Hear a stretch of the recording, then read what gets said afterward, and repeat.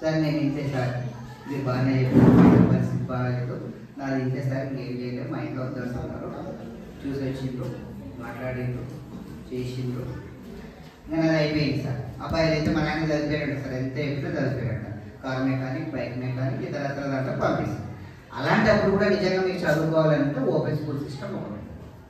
Open స్కూల్లో fee కడతాం మనం, ఫీజు కట్టిన తర్వాత బుక్స్ ఇస్తారు, సంవత్సరం అంతా చదువుకుంటాం, ఎగ్జామ్స్ ఉంటాయి, దాని ద్వారా ఇంటర్ కంప్లీట్ చేస్తాం. ఆ ఇంటర్ సర్టిఫికేట్తో మళ్ళీ మీరు టీచర్ ట్రైనింగ్ రావచ్చు, తర్వాత డిగ్రీకి వెళ్ళచ్చు, సేమ్ వాల్యూ ఉంటుంది.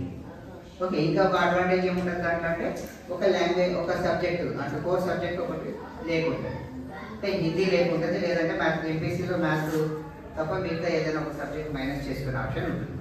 నేను శివరంజన్ నిద్ర ఒక అల్వేర్ అనే అమ్మాయిని మాట్లాడించిన, ఆ అమ్మాయి అలాగే వొకేషనల్ డీసీలో డిగ్రీ చేస్తుంది, ఆ అమ్మాయి లక్ష్యం వచ్చేసి గ్రూప్ 1 అనుకుంటాడు.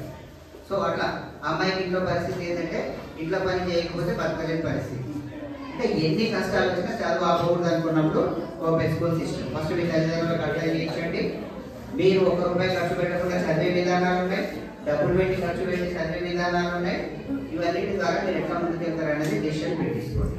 ఫస్ట్ కాలేజ్, నెక్స్ట్ కోర్స్, రెండు క్లియర్ అయిన తర్వాత ఇది సెలక్షన్ అయిపోతుంది. నెక్స్ట్ ఈ సమ్మర్లో ఏం చేయాలి మీరు అనేది ఒకసారి ఆలోచించండి.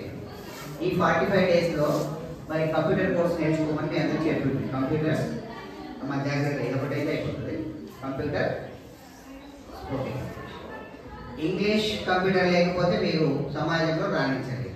ఏ ఉద్యోగాలకు ఇంటర్వ్యూ అయినా మీకు ఇంగ్లీష్ నాలెడ్జ్ అనేది కావాలి. ఓకే, ఇంగ్లీష్లో మాట్లాడగలగాలి, ఇంగ్లీష్లో వొకాబులరీ బాగా ఉండాలి. ఓకే, పైకి వెళ్ళకపోతే ఇంగ్లీష్ అనేది కంపల్సరీ. మీరు ఏ కోర్సు తీసుకున్నా ఇంగ్లీష్ కంపల్సరీ. సో మరి కంప్యూటర్ కోర్సు గురించి మీ గురించి నేను ఒక 2 ఇన్స్టిట్యూట్లలో మాట్లాడడం జరిగింది. మహబూబ్ నగర్